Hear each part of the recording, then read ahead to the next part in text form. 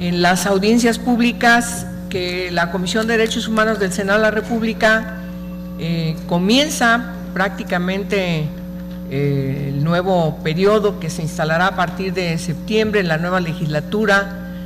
63ª legislatura del Congreso de la Unión, pero aun cuando todavía no iniciamos de manera formal y que el Senado de la República continúa también la siguiente legislatura, y siendo uno de los asuntos más trascendentales, más urgentes de atender y de resolver. Por cierto, tengo que mencionar, ya tenemos bastante tiempo trabajando para lograr que la materia que deriva de los tratados internacionales que México ha aprobado sobre desaparición forzada de personas y la necesidad de que México cumpla con esta vinculación, pero sobre todo, además de cumplir con el derecho internacional de los derechos humanos, también México cumpla con su responsabilidad de garantizar justicia plena frente a un fenómeno que tiene muchos años de estar prácticamente, en algunas etapas, es importante mencionarlo, invisibilizado. Sobre todo me refiero a la magnitud y trascendencia del problema. Todos y todas sabemos cómo hay cerca de nosotros personas que de una u otra forma conocen familiares que tienen algún ser querido, alguna persona querida que ha sufrido, por desgracia, lo que conocemos de desaparición de personas y que no han encontrado, insisto, justicia plena. El viacrucis literal que han sufrido todas estas familias nos ha llevado, desde que instalamos la legislatura, que prácticamente está concluyendo, a discutir dos cosas que es importante mencionar. Primero, la importancia de visibilizar en toda su magnitud el problema, que hace 3 años, hace 2 años y medio, entendíamos era un problema que estaba inscrito como una característica del sexenio pasado. Es decir, familiares que tenían en ese entonces 6, 5 o 7 o 4 años o 3 años buscando a sus seres queridos y que nos estaban reflejando en primerísimo lugar no tener datos oficiales, formales, que nos pudieran identificar la magnitud del problema con toda precisión. 2, el problema no se circunscribe, por desgracia, solamente a algunas carreteras, algunas zonas, algunos territorios, sino que el problema es un problema nacional. Entonces, la magnitud del problema nos obligaba a tener varias consideraciones. La primera, la revisión de la legislación. La legislación estaba respondiendo a los reclamos de justicia de todos estos familiares, es decir, desde los primeros trabajos en la atención frente al reclamo de que una persona ha desaparecido y la respuesta a las autoridades policíacas o de Ministerio Público era la correcta, sí o no. Ahí es donde encontramos el primer problema. El segundo problema es la falta de mecanismos, de protocolos que pudieran permitir ciertamente lograr que la atención a este grave problema, que insisto, lo primerísimo era reconocerlo, pues entonces tener todas las condiciones de empezar a resolverlo. En ese sentido, empezamos a discutir 2 asuntos importantes. La primera, la revisión del Código Penal Federal, el Código Sustantivo, que nos parecía era tan pequeño para la magnitud del problema que el primer debate que tuvimos era si ampliábamos la reforma al Código, o la segunda cuestión es hacer una ley específica en la materia. Nos pusimos a trabajar en la segunda cuestión, hicimos un proyecto de ley federal sobre desaparición forzada de personas, porque el Congreso de la Unión no tenía facultad. Sin embargo, ese documento que pusimos a la discusión en una audiencia más o menos similar a la de hoy, las organizaciones diversas de especialistas y de familiares que se han constituido cada una de ellas en verdaderos ministerios públicos ante la falta de probidad de las autoridades, los y las familiares se han convertido en verdaderos ministerios públicos para poder encontrar qué pasó con sus familiares que han desaparecido. Y todos nos decían, no es suficiente efectivamente que revisemos el Código Penal Federal, pero tampoco es suficiente una ley federal. Y lo que se planteó en ese momento fue, tiene que haber una sola ley en todo el país. Esta potestad se le tiene que dar al Congreso de la Unión para que unifique en un solo mecanismo, en un solo instrumento legal, en un solo instrumento jurisdiccional, la ruta del quehacer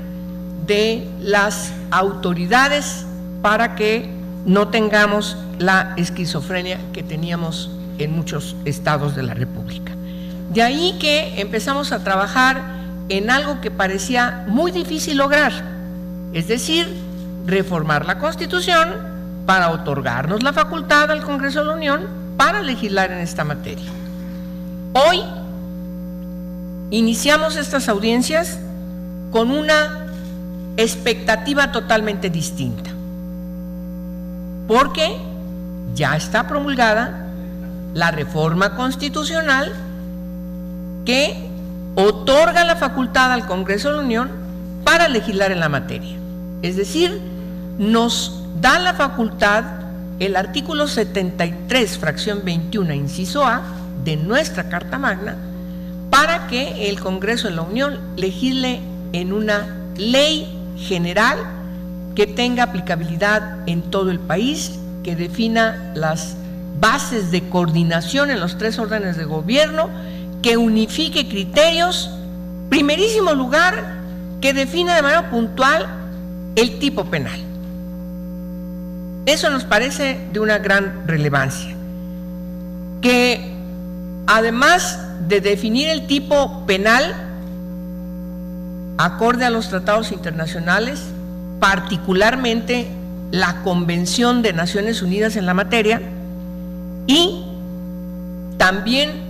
la especificidad de los mecanismos que trabajen desde un solo sentido, desde un solo concepto, para responder, insisto, al grave problema, el terrible fenómeno de desaparición de personas. Y digo desaparición de personas porque también tenemos que definir en la ley las características de la desaparición de personas. Entendemos cuál es la desaparición forzada de personas, pero también hay desaparición de personas entre particulares y por supuesto la desaparición involuntaria, que no es materia de esta ley. Pero necesitábamos trabajar ya con el contexto de la reforma constitucional en la armonización de los tratados, insisto, particularmente la Convención de Naciones Unidas, para que en México tengamos en las autoridades que tienen que aplicarse, pues el manejo irrestricto de un solo tipo penal. Todos los mecanismos que derivan para poder lograr que esta materia tenga éxitos, teniendo un instrumento legal como base fundamental para el poder ejecutivo, para las instancias de las fiscalías, para la investigación y por supuesto la culminación en el ámbito del Poder Judicial y por supuesto, destacando de manera muy puntual también la reparación integral del daño, pues requería, y por supuesto la no repetición, conocer la verdad, pues necesitamos ponernos a trabajar en esa ley. Hoy tenemos en el Senado de la República 3 iniciativas de ley general. La iniciativa que signa el senador Omar Fayad, del PRI, la que signa el senador Roberto Gil, del PAN, y la que signa su servidora. 3 iniciativas que están en comisiones y esperaríamos como se ha ventilado de manera pública, que quizás es posible que el Ejecutivo, que sabemos está preparando su iniciativa, pueda, ojalá, esperaríamos, la pueda presentar, la suya, el Ejecutivo Federal, como iniciativa preferente. ¿Cuál es la diferencia de no serlo? La iniciativa preferente nos obliga a que en el término de un mes la Cámara de Origen tiene que dictaminarla y la colegisladora tiene otro mes para hacer lo propio. No entro en los detalles de las características de la iniciativa preferente, pero eso sintetiza que tendríamos un instrumento legal en la materia en el marco de 2 meses. Si no es así y no entra como iniciativa preferente, tampoco pasa nada, porque estamos obligados en el siguiente periodo, por la reforma constitucional, a resolver la ley. Simplemente alargamos un poco más el tiempo. Por eso las audiencias públicas que el día de hoy emprendemos con las organizaciones de la sociedad civil, que tienen una gran trayectoria de lucha por encontrar a familiares de personas desaparecidas, porque su principal cometido es la vigencia de los derechos humanos, y también de especialistas en esta materia y en otras materias, especialistas doctos que nos van a dar también su opinión, pues obviamente que estas audiencias van a ser de una gran trascendencia para el trabajo de dictamen de las comisiones que tenemos que trabajar en la concreción, como lo mandata la Constitución, de esta ley general. ¿Cuál va a ser la metodología? La metodología es que ya tenemos una lista de participantes, hemos conciliado con cada una de ellas el momento que les tocaría intervenir, cada una de ellas tiene 15 minutos, nos vamos de carretilla hasta las 6 de la tarde, quienes vamos a estar acá no tendremos receso, aquí picaremos algo, porque nos parece importante que en un solo día tengamos todas estas comparecencias. Por supuesto que la temática de cada organización es libre, cada quien desde su propia experiencia, desde su propia trayectoria, desde su propio conocimiento, y entonces eso refleja, como ustedes van a ver y como va a quedar constatado en el canal del Congreso, la diversidad de las participaciones. Todas, sin lugar a dudas, cada una de ellas son indispensables, porque estamos hablando de una ley no fácil de estructurar.